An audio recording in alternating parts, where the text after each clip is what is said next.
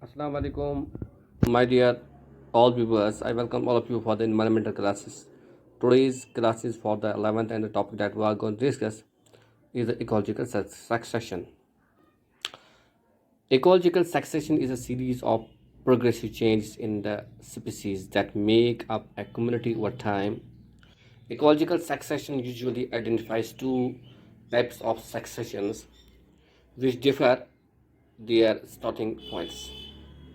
In primary succession, newly exposed or newly formed rock is colonized by living things for the first time. In secondary succession, an area that was previously occupied by living things is disturbed, then recolonized the following disturbances. Primary succession. Primary succession occurs when new land is formed or barry rock is exposed, providing a habitat that can be colonized for the first time.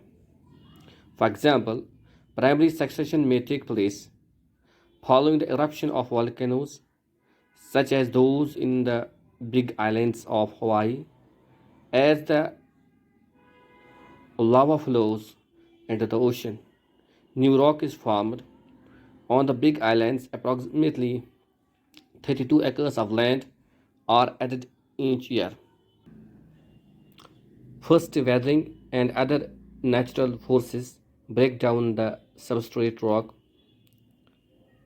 enough for the establishment of certain hardy plants and lichens with few soil requirements known as pioneer species.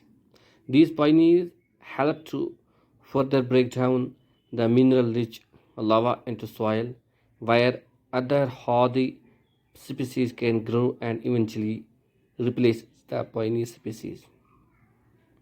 Now, the secondary succession.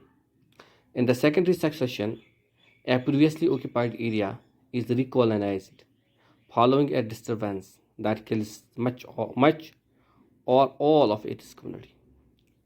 A classic example of the secondary succession occurs in oak and hickory forest cleared by the wildfire. Wildfires will burn most vegetation and kill uh, animals unable to flee the area. Their nutrients, however, are returned to the ground in the form of ash. Since a disturbed area already has nutrients rich soil, it can be recolonized much more quickly than the barry rock of primary succession. Thank you, my dear friends, for watching me.